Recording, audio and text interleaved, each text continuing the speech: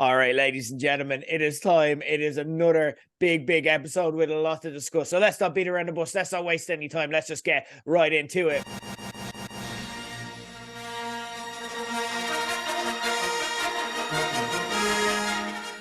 Star Cheers, it's fucking Star Cheers, just fucking Star Wars, Jerry and Jer. Star Cheers, it's fucking Star Cheers, just fucking Star Wars, Jerry and Jer. Because a long time ago, in a galaxy far away, two Jers, Jerry and Jer, got together every week to discuss the absolute behemoth that is Ahoka, and we are here for yet another big episode. Jerry Soul, oh my god, we are smack bang in the middle of it all, and I feel like we have a lot to discuss. I feel last week I think I might have been slightly negative, and I didn't mean to be, because last week was an amazing episode. To see all those things come live action was dream come true. We've been waiting fucking years for it. I was very negative. I didn't mean to be negative. Loved the episode. Watched it again. Loved it even more. This week, just Balin was back.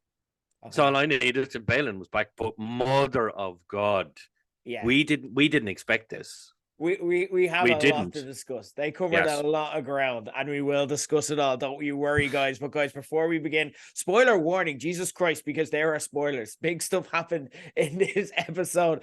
So ladies and gentlemen, just to advise, we will be spoiling all of Star Wars up to this stage. We will be discussing everything in Clone Wars. Well, not everything altogether. Like, we don't have time to discuss everything that happened in Clone Wars. We'll be discussing Rebels. The Tron novels are all on the book. The Ahsoka novels are on the table.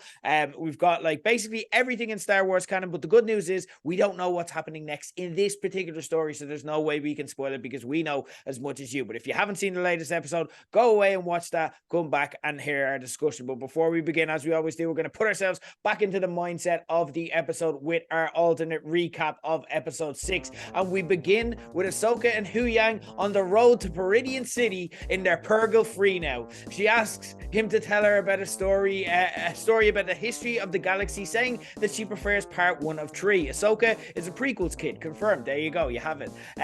There's no name for this ship yet, so for now I'm gonna call it Elsbeth's Hoop.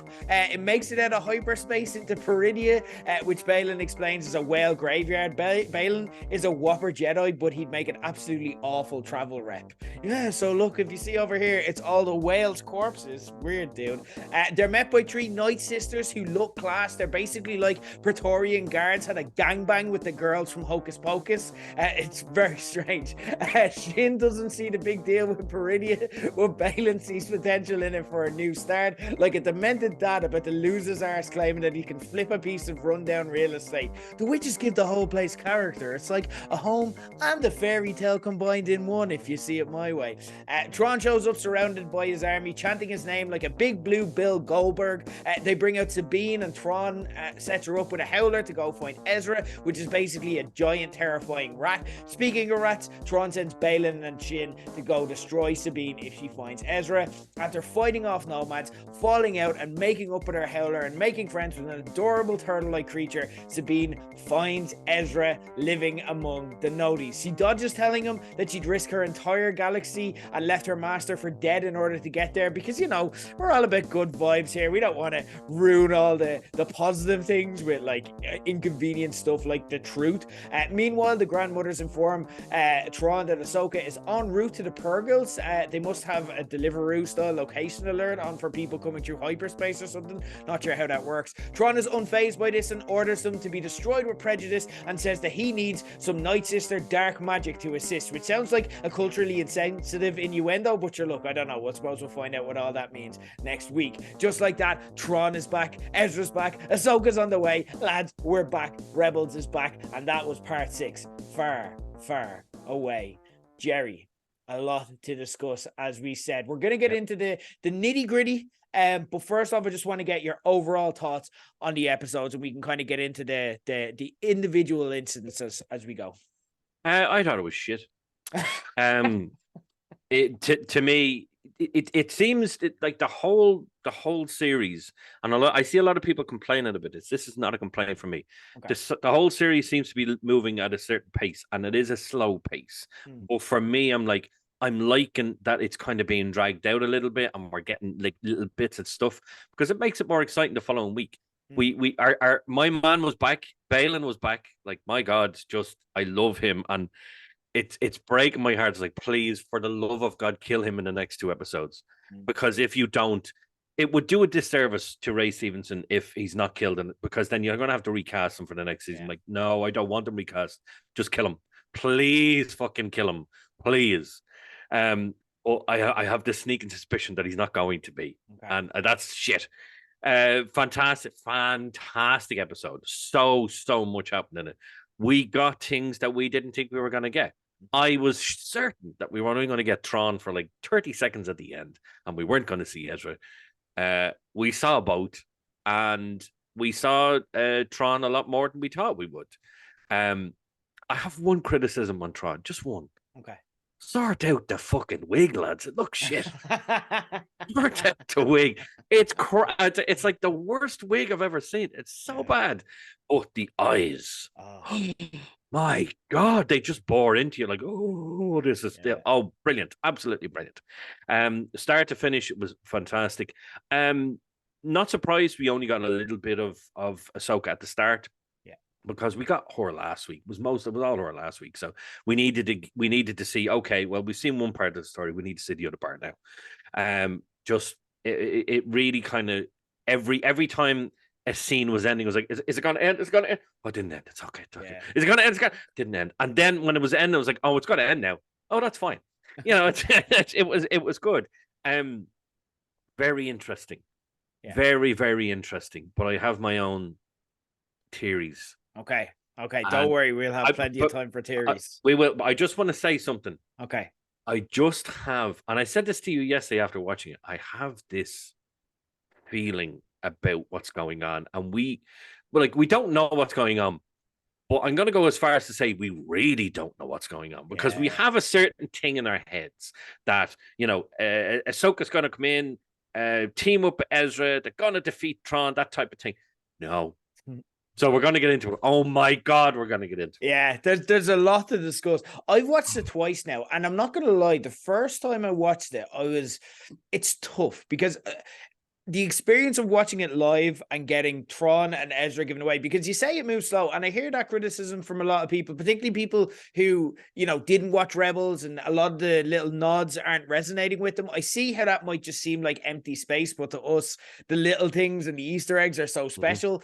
But again, you got to think, if last night was slow, we got 2 things that we're waiting all series for within minutes of each other. So that was thrilling on one hand.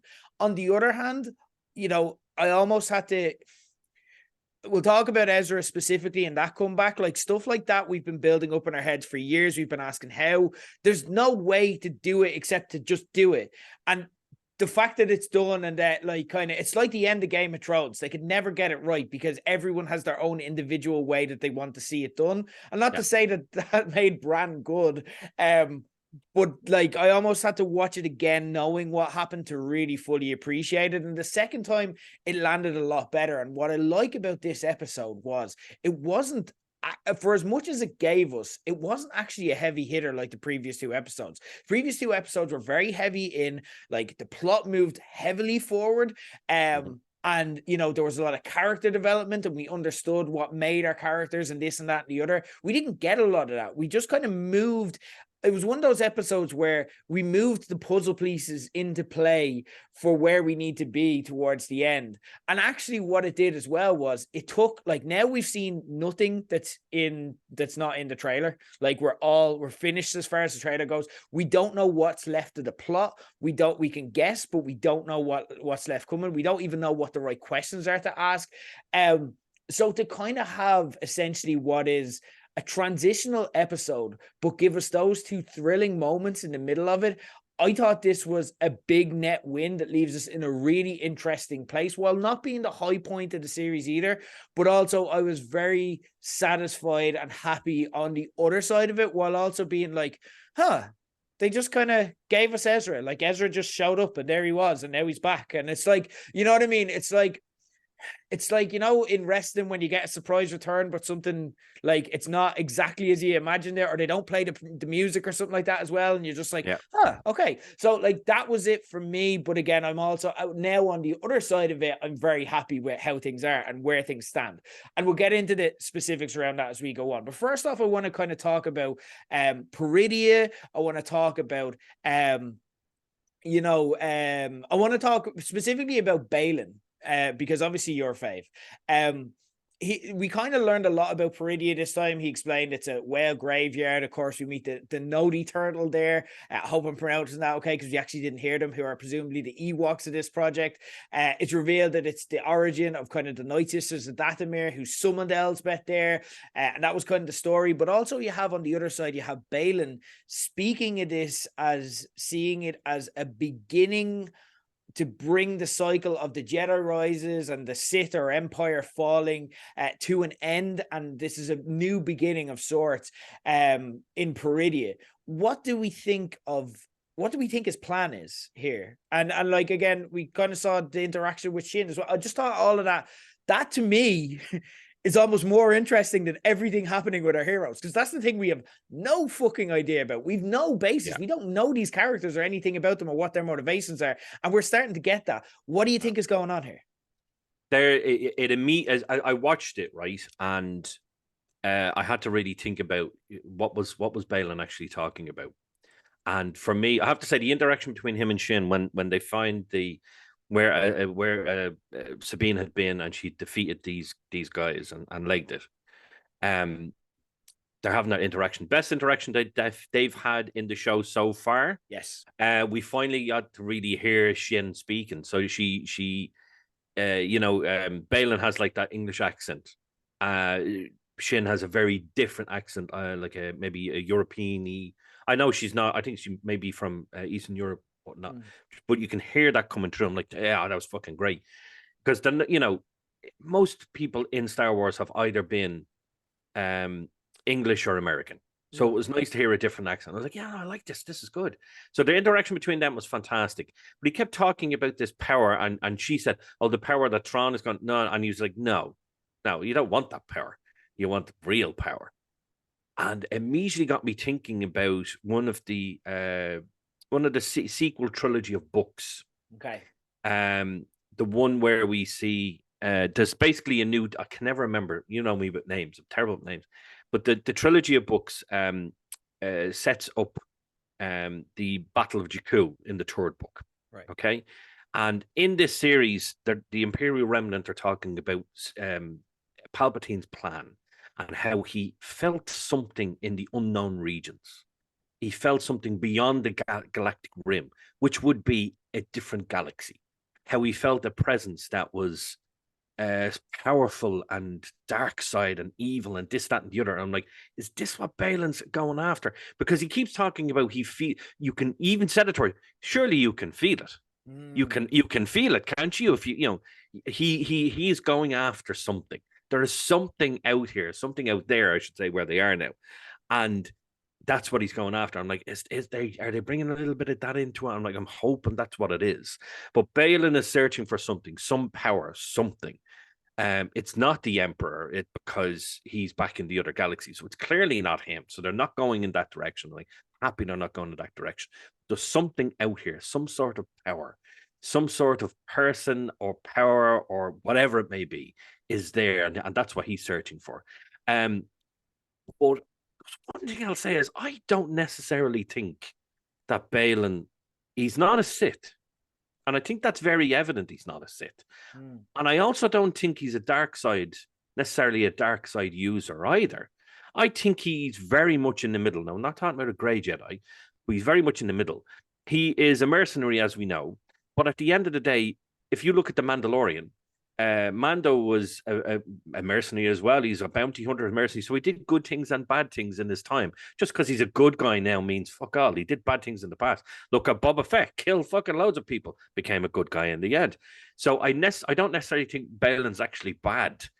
And the fact that Thrawn, like even Thrawn says, get rid of him as well.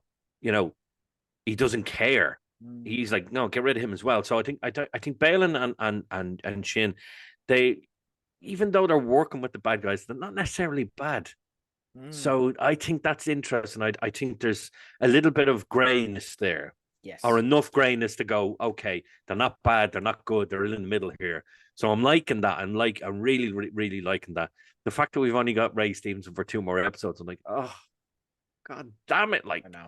It's just, it really, really, really, really, really is heartbreaking. Yeah. But I'm really interested to see where this goes. And like you said there, even more so than the other parts, because we kind of have an idea, or we have an idea in our heads. I think we're wrong. Yeah, I think we're way wrong. I agree. We're way wrong, because the idea I have now, I'm like, get to that. I agree. And you know what? Here's the way I look at it. Sometimes when you say things that people aren't ready to hear yet, you can be portrayed and seem like the villain to those around you. But actually what you're doing is you're saying things that, again, people just need to emotionally come around to. And I've gotten this, and this is just a side tangent, but I've had these things where, like, I've gotten hate on, like, social media because I've said something like that has upset people, but then a year or two later I've seen people say the exact same things as me, and I'm like, where were you? I was saying that years ago and you were saying I was a bastard. You know what I mean? I think that's a bit of what Balin says, because a lot of what Balin seems to preach is very similar to what we see Luke and Yoda talk about in the sequel trilogies, about how the Jedi Order got a lot of things wrong, they fucked up, and conventional knowledge about the Jedi Order, which we know is how Dave Filoni, like, if you watch the Clone Wars scene by scene, it is basically a history of how the Jedi Order fucked up and fucked itself out of existence, and every wrong decision is the most frustrating. It's a brilliant show, but it is the most frustrating experience watching the Jedi turn left when there's a clear right hand corner there and they just, like, deliberately going the wrong way. And that's how Filoni portrays the Jedi, and that's how he sees them. They're flawed with good intentions. Balin kind of sees through that, and as such, he seems, because this is the time period we're in and this is the conventional wisdom, he seems like he's the villain. But I totally agree. I think there's a lot of things, like there was a stage where when Shin surprised me more than anything. Her decisions and her reactions, like when, you know, it was revealed that, you know, they were going to pursue Sabine after she was let go to find Ezra. And Shin turned around and was like, you're going to break your promise. You know what I mean? And she's like, wait, but that was your honor and that was your word. You know, Shin is now questioning, like, again, even like when he's talking about, oh, this is like the stories, and this is like, and Shin's like, yeah, well, sometimes stories are just stories, you know, and she's questioning this. I agree with you in that I don't think they're fully bad. I think look, I think there's going to be an awesome tag team battle between those two and Sabine and Ezra next week. But I think they may turn over by the end of the series. I think we may see a change of heart because we've seen Tron so disregarding of them. And that is so typically Tron. Like, he respects Hera because we spoke about this before. He respects Hera because she's a good kind of general, but he doesn't respect Ezra because he's a Jedi, and he just doesn't understand magic. He can't get his head around the Jedi way. He doesn't respect Jedi. So we saw that very much here. And that's why I loved the portrayal of Tron. It is very, like, again, it's Dave Filoni writing it all. So it's very true to the Thrawn we know from Rebels, which also Timothy Zahn, the person who is essentially the godfather and main author of the Tron novels, both in Legends canon and both recanonized in the Disney era.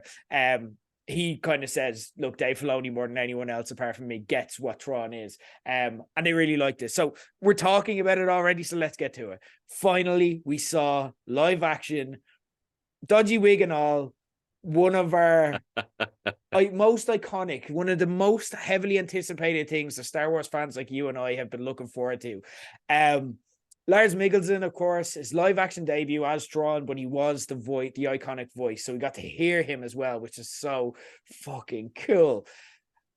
How was this for you? Dodgy wig aside. Do you think he justifies the hype that's expected to be like, he's almost kind of supposed to be a Thanos-like big bad, taking us through this next kind of heir to the Empire era phase of the Filoni-verse? Do you think he lives up to the hype? What are your thoughts? How did this live up to the hype?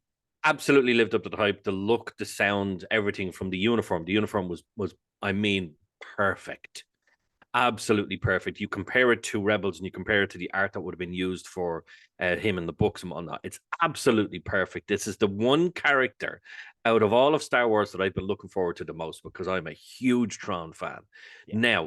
Now, when he appears in front of that army, you're like, oh my God, this is fucking glorious. This is what I've been waiting for. It was great. And he absolutely, I 100% agree with you there. It absolutely fits to the Rebels Tron to a T.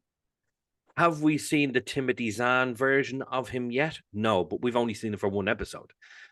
But again, I said to you yesterday, because I as soon as I watched this, and you know my troubles yesterday, I couldn't, no fecking internet. Feck you, Sky, anyway. No fecking internet for ages. And eventually got it back and we sat down and we watched it. Everyone was like, oh, that was great. And I was sitting there going, something off. There's something. Not, and when I say there's something off, I don't mean like, oh, this is bad. I don't mean that. I mean like, there's something there's something. And I don't know what it is. There's something about Tron. It is Tron, but it's like, he wants to get back. Obviously, he has worked with these Night Sisters, the mothers or the grandmother, whatever. The grandmothers, yeah. Grandmothers. And they were giving me the, the three hags from Hercules vibe. I was like, Jesus. Because they were spinning the balls in their hands. I'm like, oh, it's like the fucking eyeball. I'm like, wow. I was like, that's exactly where they're going with that. He doesn't really like Force users. There's only one Force user he's ever liked, and that was Anakin Skywalker. And then he respected Darth Vader because of who Darth Vader was. But Anakin was a very different Jedi and very different Force user to every other Force user that has ever been. So he has never liked the likes of Kanan, the like of Ezra, and anyone, and then obviously Ahsoka. He's never liked them because they're a thorn in his fucking side. But there's something about this now. He's working with magic users. He doesn't like magic. He doesn't really believe in it. He's working with Force users. He doesn't like it, doesn't believe in it. So there's an ulterior motive here. And I have to talk about it because we're talking about Tron. Yeah. They get there. They've got their ship. We got his ship. Now, my God. The Chimera. The Chimera, right? Chimera was amazing before. Now it's got gold bits. I'm like, oh, this is cool. Then they start talking about, we have a number of things that we need to transport to the ship. As long as it's going to take 3 cycles. So 3 days it's going to take, right? And I'm like, what the fuck is this? What have they got? What the fuck is this? And as soon as I saw these things moving and it was almost like a background thing, I'm like, how is this not being, like, more people are like focusing on this? It immediately brought me to the Tron trilogy. Immediately. These things that were being brought aboard the ship, I'm like, I'm muting myself, sorry. I'm like, they are what I think they are, aren't they? They have to be stasis pods. As soon as I saw them, I was like, they're stasis pods. They're stasis. That comes directly from the Tron trilogy, stasis pods. There are people in them fucking things. There are people in them. Who they are, I don't know. But that's what he is literally transporting a whole group of people back to the other universe, or back to the other galaxy. I'm like, what's going on?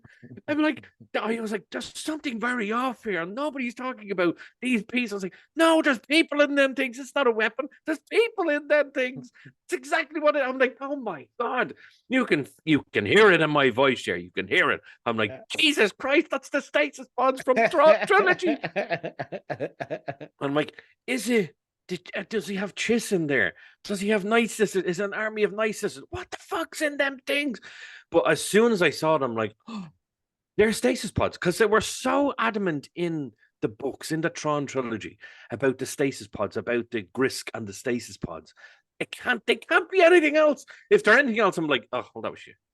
If you want to combine two things, though, from books and also from Heir to the Empire, I'm not going to give too much of Heir to the Empire away, but if you combine the stasis pods with something from Heir to the Empire that actually, and we know Dave Filoni loves linking up things that people consider are shit from, like, between the trilogies of movies. Tron in Heir to the Empire was very fond of an old clone or two, if we want to throw it out there. So I'm just saying there were clones that came into play, and could that be what's in the States? I don't know, but I'm telling you now, if they are not stasis pods, I'll actually be disappointed. Because if it's like a super weapon, I'm like, oh come on, the super weapon's been done to death. We don't need another one. I don't think but they were all the same. They were all the same length. There was loads of them. You could actually see at one point, because I actually have an image here of all the stormtroopers standing there. But at one point you could see all these things, and they're all the same length being moved into the ship. I'm like, that they're stasis pods. Yeah, they have to be. I agree. I think it's a good show. What exactly they are, what's in them, I don't know. I really have no idea. But for me, I think the thing that's been going through my head with regards to Tron is it's not so much about him getting back to be heir to the Empire, because it was something he never wanted to be. He didn't want to be heir to the Empire. He just wanted to safeguard the Empire, but also safeguard his own people.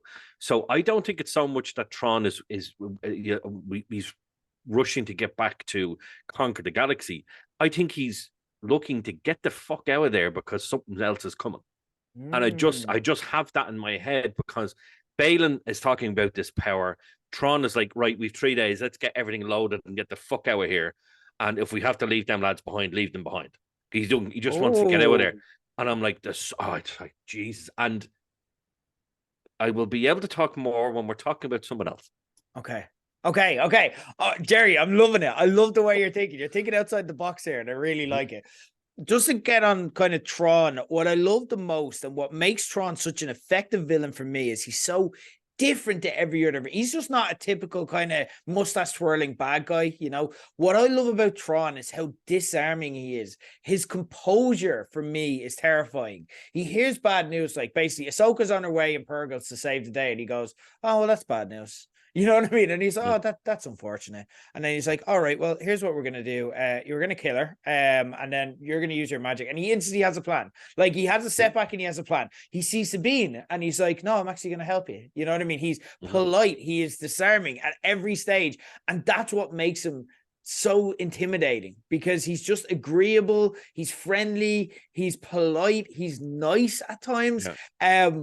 But as well, we can also see that he's just one step ahead of every single motherfucker in the room at every stage. Not a bother to him. He instantly knew who Balin was. So I said it's like, and you are. He didn't expect him to be there, and he's like, Balin Skull. He's like, oh, General Balin Skull of the Jedi's. Straight away, boom, called him out for what he was and saw right through him.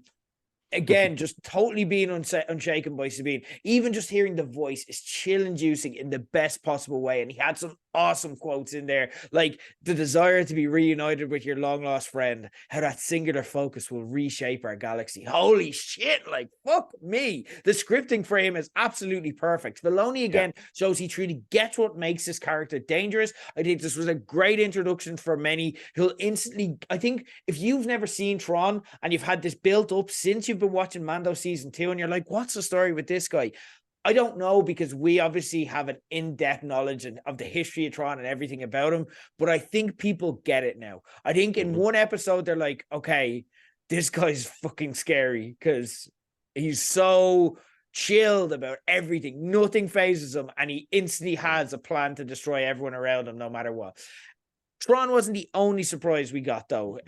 We got a moment we've waited years for with Sabine finally being reunited with Ezra, played here by Emin Esfandi. Turns out he's not evil after all. All of those theories just went straight out the window. And in a totally Ezra style, he's just chilling with some animals that he's befriended. And I'm like, yes, I'm sorry. Yeah, we had all these like notions and theories and stuff like that. But like, if you're looking at who Ezra actually is, that's Ezra. He just makes friends. Like how he got there to begin with was because he made friends with a bunch of like space whales. You know what I mean? And he's just, everyone else is like, what are you doing? And he's like, no, trust me, these guys are cool. This is gonna work. And it ended up being his big plan to get rid of Tron. What were your thoughts? Because again, there's a million ways we'd all imagined it would. What were your thoughts on this reunion? How we saw him first, I thought was very just like almost just thrown there. Yeah. But I think that was done for a very specific reason. How he was thrown there, his look, even his interaction with Sabine, you know, it was all what people expected. Like in terms of the interaction between, like when she met those little turtle lads, I'm like, I instantly said, oh, new Ewoks. They're going to be on sale by Christmas. Yeah, 100%. I loved them though. They were so cute. They were great. They were great. And there's one thing that's kind of throwing my thought process here, right? Okay. But it happened so suddenly, and he was there, he was talking to Sabine, and then the scene was over. I have it in my head. We are getting one big fuck off heel turn by the end of this show. No, I'm telling you now. All you have to do, right? He was just standing there real casually up against the tent.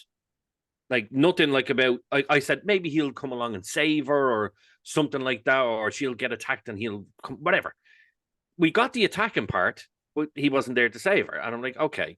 So then the little turtle lads bring him along, and all of a sudden, oh yeah, Ezra Bridger, we know Ezra Bridger, let's go. They go in and like, oh, so you finally found me, huh? I tell you, I don't know what it is. I don't know why it's in my head. I really don't. But it was so thrown in there. It was just real casual. Oh, there's Ezra. That's how casual it was. Yeah, it really wasn't a big thing. It was so casual. And then I started going into everything. It was like, right, his look, he looks great. But then he's wearing what he's wearing. I'm like, well, that just looks like fucking Night Sister's garb. He's red. He has this, and I'm sorry, but the beard and the hair doesn't make him look like a Jedi. The beard and the hair make him look ever so slightly sinister. And I'm like, I'm telling you, I was like, we're getting a heel turn. We're getting one big fuck off heel turn by the end of this. And I'm like, I'm saying to myself, right, I don't think this is what Baylan is looking for. But I think maybe Ezra knows what he's looking for. I don't necessarily think as well that because of this situation and because Baylan's looking for something, because Ezra's been there for 13, 14 years, that whatever this thing is, he probably knows about. And the fact that Tron wants to get away as quickly as possible, I don't necessarily think we're actually getting them back to the old galaxy at the end of the season. I think they may stay there, because there's obviously something there. Yeah. There was something very telling as well about what I think was Baylan said, is that this was the witch kingdom of Dathomir, or the Dathomir witches. Yeah. This is a witch kingdom, and it's now in ruin. Why is it in ruin? What happened? Why is there fucking nothing left? What's going on here? So there was just so many different things happening. I'm like, is it the witch's magic that may have turned Ezra something? I don't know what it is, but it was the fact that Ezra is wearing the same red color that the witches were wearing. And I'm like, he does something about him. There's something about how he was almost too happy. You know, he's standing there with a big smile on his face. I'm like, that's a red flag. That's a red flag straight away. Jerry, you got trust issues, man. I do. When it comes to Star Wars, I do. But I thought his scene was thrown in there. Yeah. But I think it was done very, very deliberately, very specifically. You look at how much we got of Tron and how little we got of Ezra. And I said to myself, if that was turned around completely, it would have made Tron even more menacing, because we would have only gotten that last kind of like a minute of him. Whereas we got more of him when we got lots of information. He's trying to get out of there. He wants to leave. He wants to get back to the old galaxy. And he's got a shit ton of these things that he's putting on his ship. Whereas we just got a big smiling, hi, Sabine, you finally found me. No. Fucking, I'm sorry, but no. Jerry. No, I'm telling you now. I'm willing to put money and all on this. Don't be breaking me heart here. This is what I'm thinking. Like, I don't know what's happening, but Sabine is not a Jedi. She doesn't have any Force abilities. She's like the tiniest little amount. I think Ahsoka is going to take one look at Ezra and go, get the fuck back, and ignite a lightsaber. I'm telling you now, Jer, I have never, ever been more a feeling in my life. This is what I was talking about yesterday. You've searched your feelings. Search your feelings. You know them to be true. Yeah. I don't know what it is. It's just a feeling that there was something off. And this is what I said to you, something off. Tron is trying to get the fuck out of there as quickly as possible. What if Ezra's like, he's scared of Ezra? Yeah. Yeah. Oh my God. Now you've got me thinking, is Ezra somehow like the second coming of Maul? Oh my God. Ezra was Maul's apprentice. No, and Dathomir. Oh my God! Yeah. No, stop! Yeah, but, no, you're making me crazy here. You're making me crazy. Yeah. Now there was something about this episode as well. You look at Tron's right hand man with the gold mask, and I can't remember Enoch, but that's a biblical name. Yeah, that's a biblical name. So I'm like, I'm sorry, but look at Ezra the way he is now. Does he not look a little bit like Jesus? Oh yeah, he's Jedi Jesus. Yeah, He's 100%. Yeah, but what if he's anti-Jedi Jesus? All right, okay. He's Jedi Damien. Oh, interesting. Okay. I love it. I love the chaos of it all. Like, yeah, Jerry, hook it to my veins. That's I'm all for. No, hook it to my penis. Okay, I'm gonna leave that to you. That's your MO. Whatever you're into. Well, no, look, I'm so intrigued and my brain is on fire now, and I'm actually starting to thinking, oh my God, is he now a Night Brother? Like his erstwhile wannabe master Maul, who constantly called him my apprentice throughout. Interesting. And there was always that pull that he had towards Maul, and now he's in there's a lot there, and I need to just decompress and think about that. But I don't think you're crazy, and I definitely don't disagree. It would break my heart though, because I love this moment. I thought Eminem Staffy was so sketchy, because he has to be the Ezra we remember, but he has to be aged up in a way that we've never seen Ezra. He has to be live action, and that is so hard to do. Everything they're looking to do is so difficult. I thought he fucking nailed it. He was perfect. Yes. And I do mean perfect. Yes. The voice. Yeah. I'm sure you've seen the kind of clips there on TikTok as well, where it's like the last time we see Ezra and then the next time we see Ezra, and it's just the voice is dead on. He has it so perfect. He's got the kind of cheeky but cheesy tone that's totally Ezra. He's got it nailed down. Like, Ezra is kind of like Luke Skywalker in A New Hope, in that he's a cheesy kind of babyface character, but you can't help but like him. But he does have that cheeky kind of tone as well, and they've just nailed it. And they've got all of the key casting decisions. They've got it so right. I'm so happy. I know we were worried about Rosario Dawson playing Ahsoka a bit stoic, but they made sense of it last week with the kind of episode that we got in the history there. But Sabine, Ezra, they are fucking destroying it. Hera as well. I know we're a bit nervous about her, but they've nailed that as well. So everyone they've needed to get right. Everything has been spot on. Before you continue, just one more thing, right? It's just something that came into my head there. You take that scene with Ezra and Sabine and how happy he was, and Clyde, and look, we're all happy families again. This is great. Now go back and watch Rebels, and watch the scene when the nice looking Palpatine talks to Ezra for the first time. Oh no, Jerry, you're breaking my heart here. I don't disagree. I don't think you're necessarily wrong, but it is. I'm doing the Trump dance.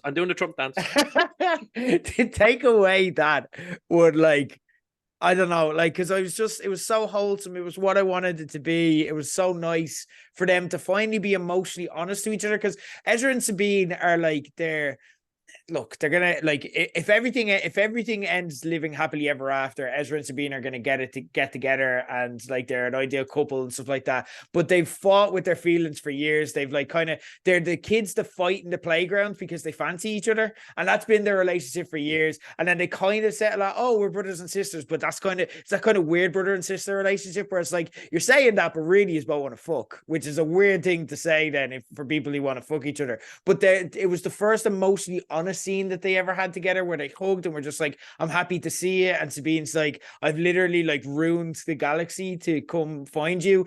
Incredible stuff. I loved it. And Jerry, you've got my brain on fire.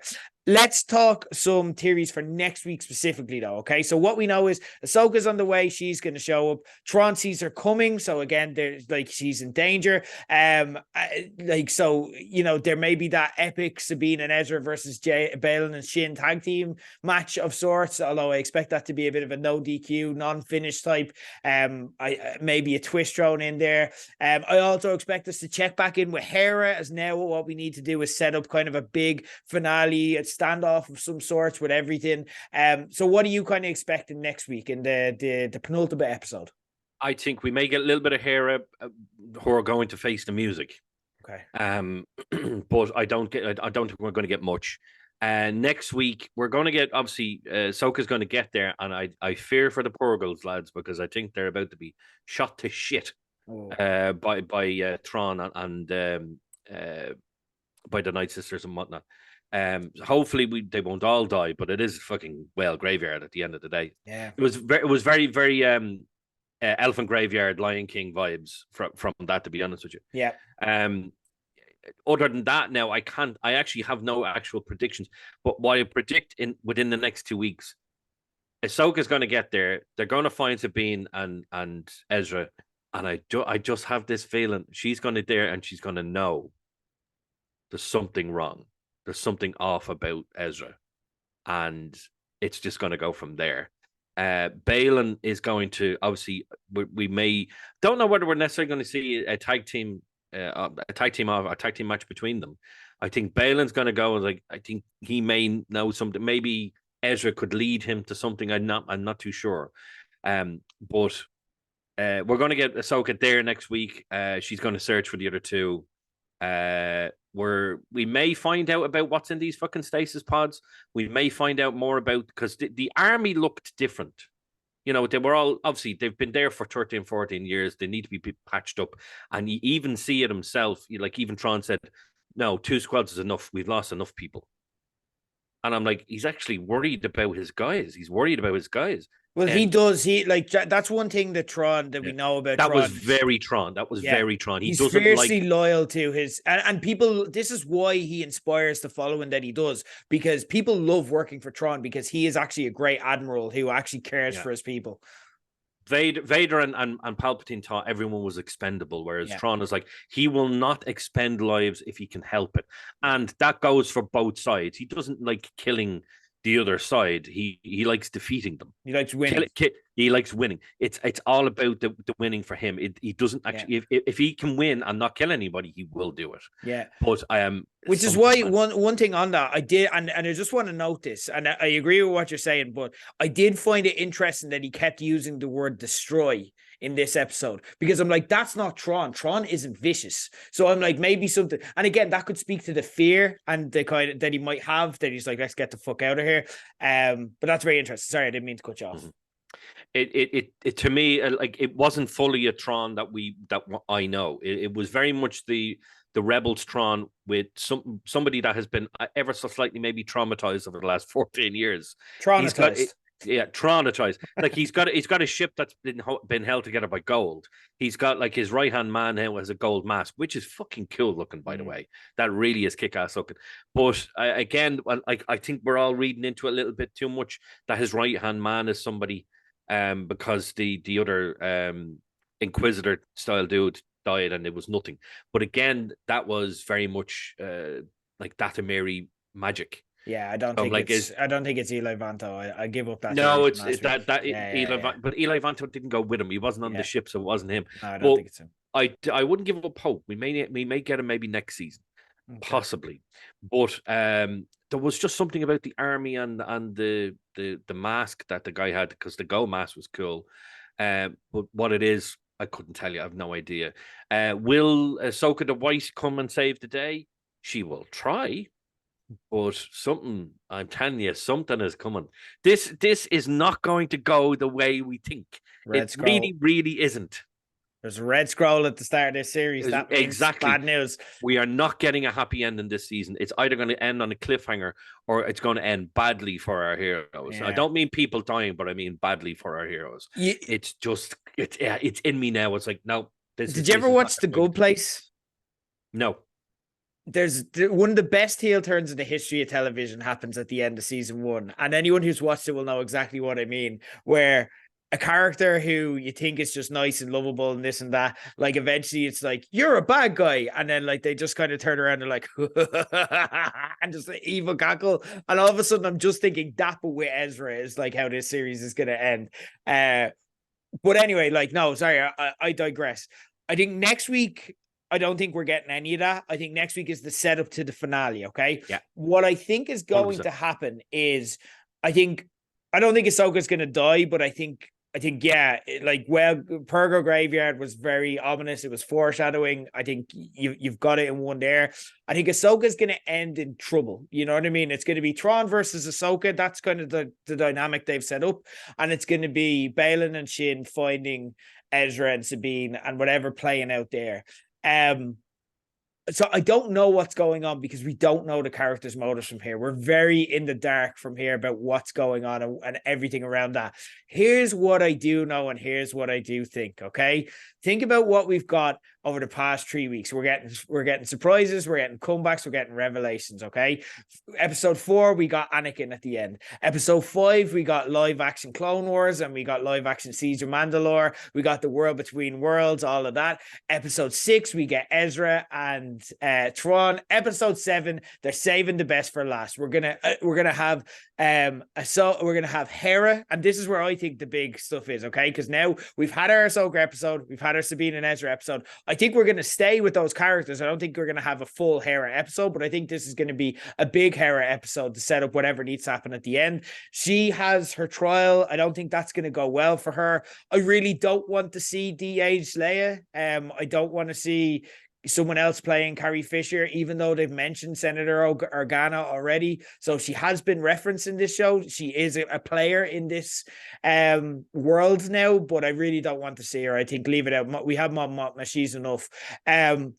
But I think that whole trial is going to take place, basically the consequence of her disobeying orders. I think she's going to have her stripes taken away. And I think the big revelation, the big surprise, the big comeback is we see our Rogue Squadron assembled ahead of the series finale, which means we get fucking Zeb and Callus back into the series next week. That's my big prediction. You're so adamant. You're so adamant about Callus. We're getting no. If we get Jason, we're getting Callus, because Callus is a huge character in Rebels. Dave Filoni is doing live action season 5 of Rebels. We're getting Callus next week, and I cannot wait. And I hope he's holding hands with Zeb, and I hope they finally confess their love to each other, and I hope they're like, we're getting married.